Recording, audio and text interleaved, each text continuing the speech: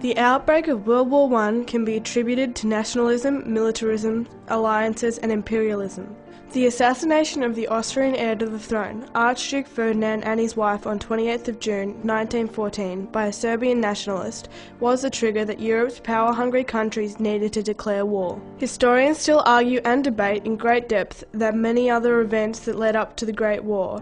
What cannot be argued is the horror that those that fought encountered, and the impacts on life of the families and countries that lost loved ones. Women stood waving proudly, beaming at the sight of their loved ones on board the ship that would deliver them to the mighty war of the world. It was an honour to have your family members all partner leave Australia to fight and defend our country. They were oblivious to the battlegrounds their loved ones were heading for and the conditions in which they'd have to live.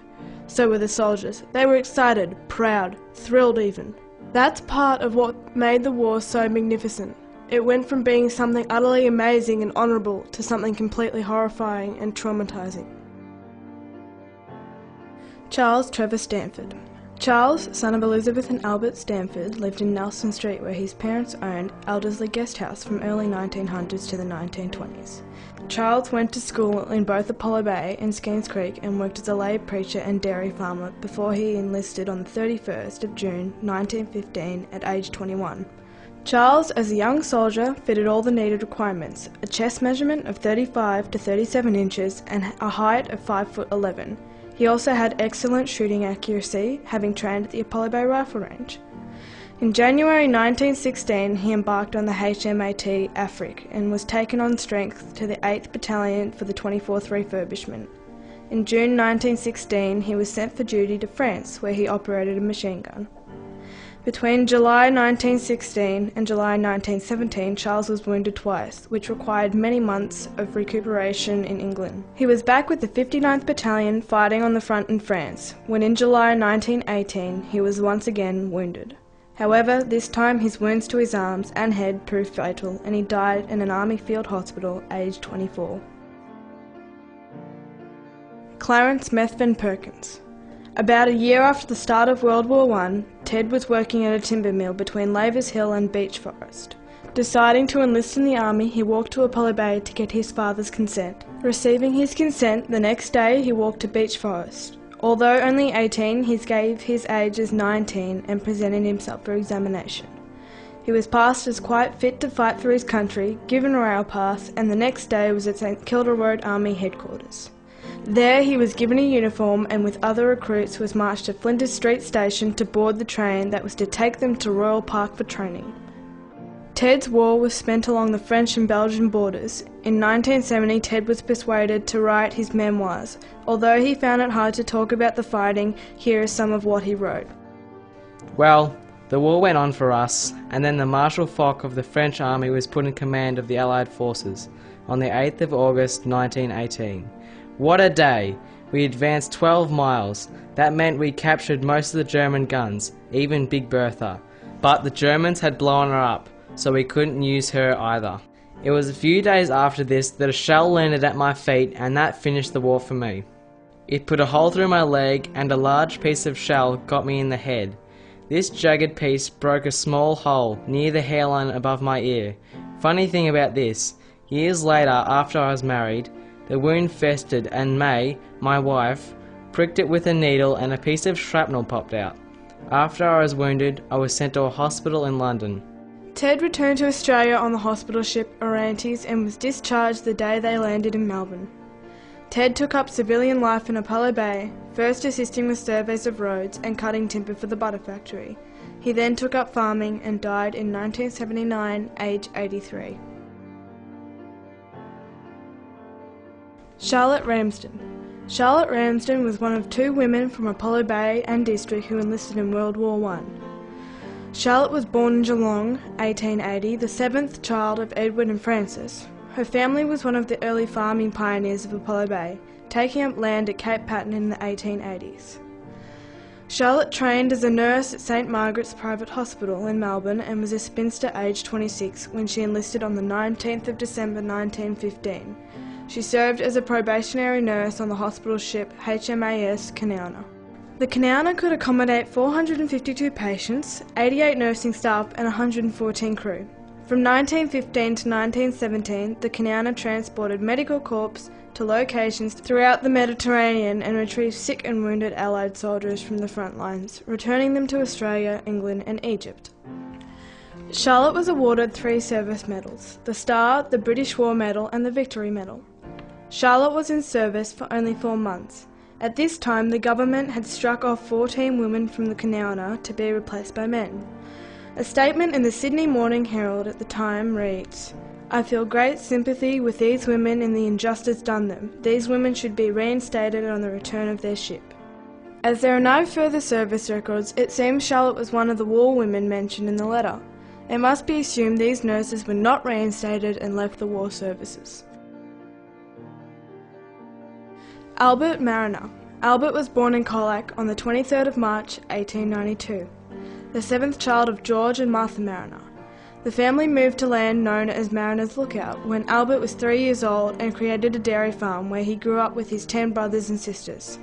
After turning 16, he left home and worked on various farms in the district before enlisting in World War I on the 18th of August 1915 at the age of 23. Albert was placed in the 8th Light Horse Regiment, 12th Reinforcement and was sent to Royal Park, Melbourne for the commencement of his training. In November 1915 he was taken on strength or deemed ready for active service and embarked for Egypt on A11 Ascanius. He disembarked on the 8th of December in Port Said. On Thursday the 16th of March 1916, Albert states, "On active service for the last 2 months, I spent days on guard and patrol duty, caring for sick horses and clearing up after the never-ending sandstorms. Friday 14th April, I saw fighting with 1 corporal and 2 horses killed. Took 41 in all, 7 killed, 5 wounded and 29 prisoners."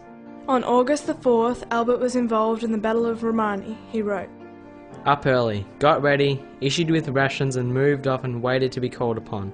Then moved off in extended order up to the firing line. Galloped in and took our position. Tom Holloway got hit in the arm, but not serious.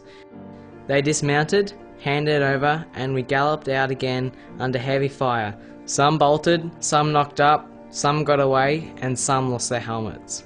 Got back under cover and waited until they wanted us to gallop out again. This time, no one got hit at all. The shells began to come again and just fell over us a little way off. 1 or 2 got hit with shrapnel. 1 ginger-headed chap from HQ got hit and died just near us. We held on until evening." Albert went on to fight in the Battle of Magda Harbour, Gaza, Masalabah, until he contracted malaria and Spanish flu. He fought through to the armistice and was discharged from the army on the 29th of September 1919. James Edward Turner. Jim Turner was 24 years old when he enlisted in January 1915. Both his parents had died, and he was working at one of the sawmills near Apollo Bay. He was one of the crowd that drank at the Apollo Bay Hotel, apparently not too well thought of by some in the town. In a letter written from the war he said, "If I can get back with Fred Lang, C. Telford, Alf Bignell and Cyril, it will do me, even if we are the scum of the bay, as some of the Wowsers call us." While away at the war, Jim was to exchange letters with the Pengilly family. Will and Caroline Pengilly were licensees of the Apollo Bay Hotel, and many of the young men who drank there called Caroline mother, and their youngest daughters were treated like sisters.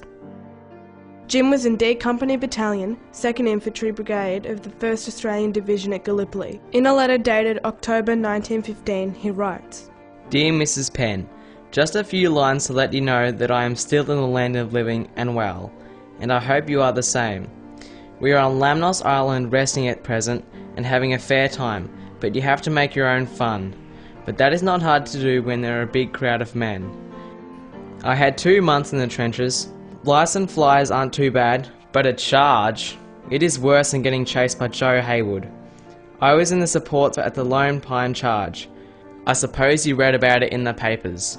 Our battalion lost pretty heavy, especially A and B companies in the bombardment before and after the charge. You could see men getting killed right and left. Some with their head blown off, some with a leg and arm, but I was lucky and came out without a scratch. But I need not skite.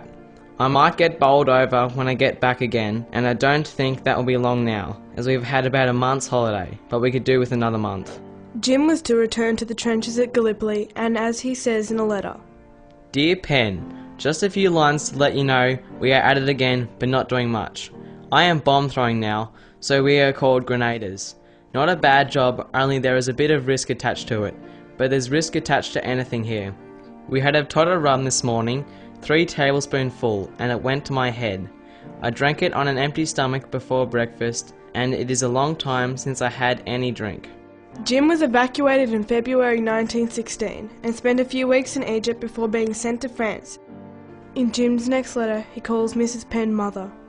It shows a subtle change in his thought process, displaying a longing for home and contemplating the thought of dying on the front line. Dear Mother, just a few lines to let you know that I have not forgotten you. I hope to see my brother Charlie before I go into the firing line again, as I have a feeling I won't come out.